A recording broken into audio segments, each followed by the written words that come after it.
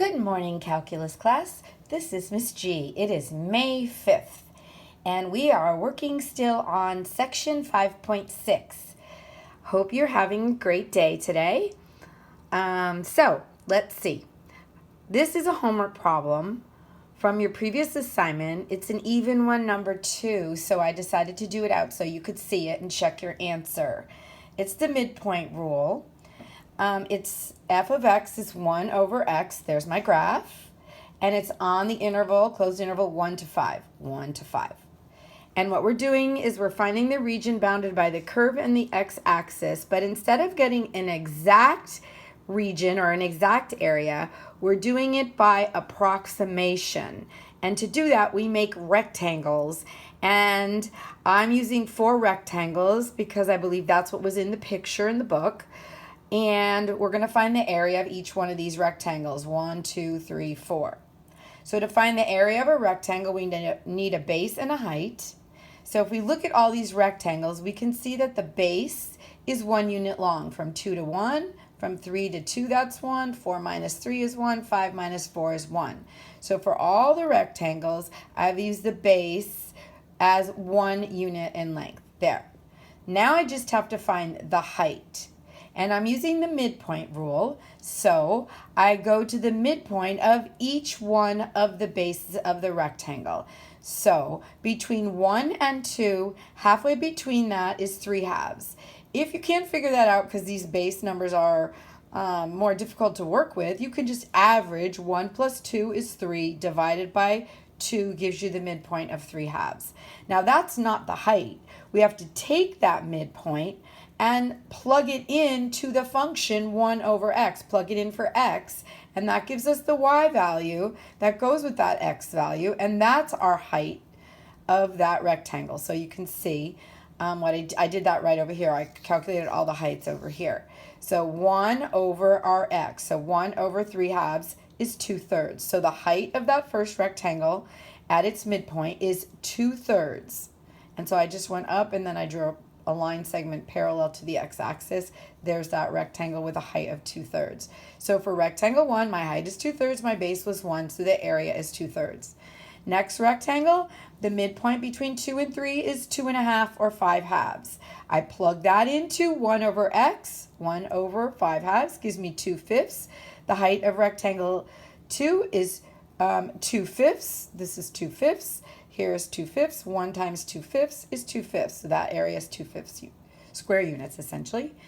And then rectangle 3, between 3 and 4, halfway is 3.5 or 7/2. I plug it into my function. I get 1 over 7/2, which is 2/7. That's the height of rectangle 3. So the area is 1 times 2/7, which is 2/7.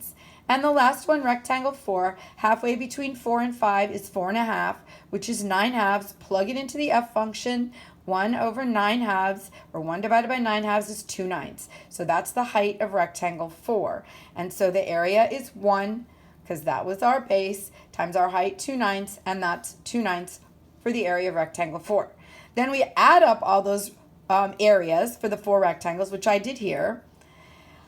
I think I did that on my calculator. I got 496 over 315, or in decimal approximation, it is 1 and 575 thousandths. That is an approximation to the actual area.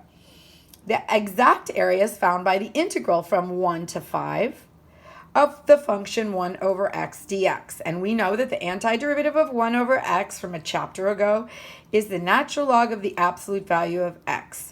Evaluated from 1 to 5 would be ln 5 minus ln 1. ln 1 is 0, and ln 5 is approximately 1 and 609 thousandths. So really, our approximation using midpoint rule is 1.575, and the actual exact answer is 1.609 for the area. The only reason I put approximate here is because there's more digits. Anyway, so the 1 and 575 thousandths is an underestimation of the actual area, which is ln 5. Okay, all right, that's the homework problem. And ln 5 you can put as 1.609 or 1 and 609 thousandths. All right, that's the actual homework problem. Now we're going to take it to an extension, which a few of you did last year in pre-calculus. This is a right Riemann sum. We're going to do a right Riemann sum. We're going to do a left Riemann sum. And then we already did the midpoint, which is essentially a Riemann sum. So what's the difference between this and what we just did on the other assignment?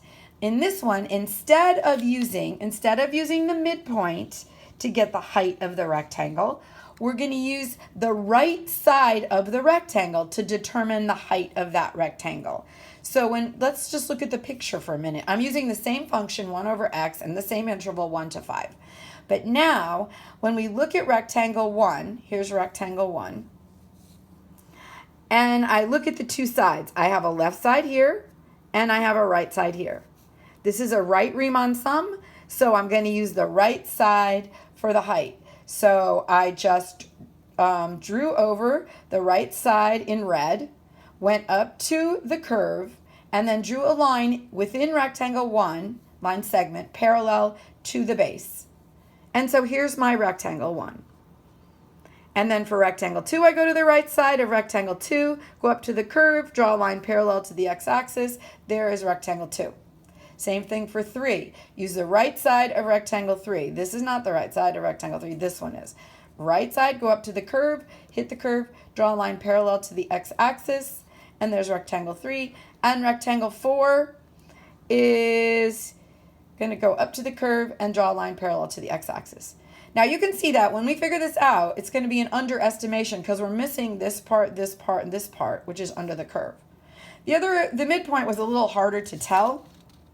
I'll go back to that for a sec, because some of it was above and some of it which was extra area and some was below that we were missing. So it was a little harder to figure out whether that was going to be an underestimation or an overestimation. We can see it came kind of close to the actual area.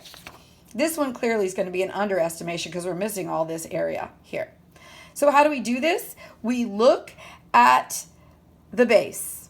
Again, since it's the same problem, all of our bases are 1 unit long. We're computing the area, base times height. All the bases were 1 unit long.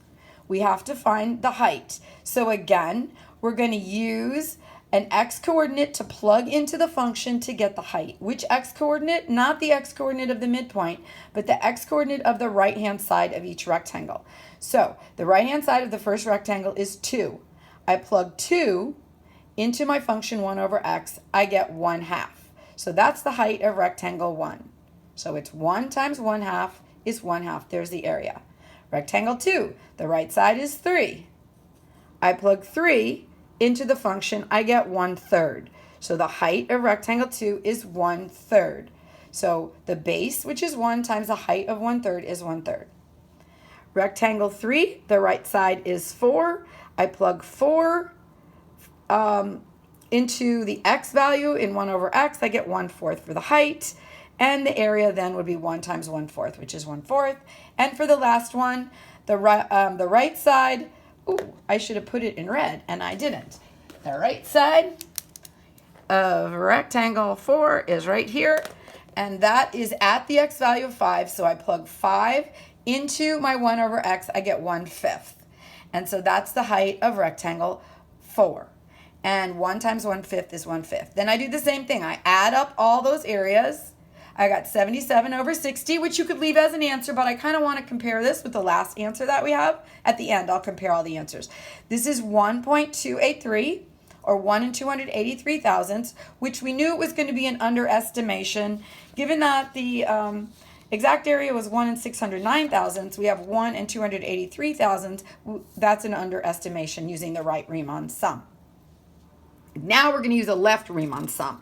Same concept, except that in our next picture, we're going to use the left side for the height. So you'll see when we do our next rectangle, the height's going to be a lot higher than it was here when we were using the right side for this particular function.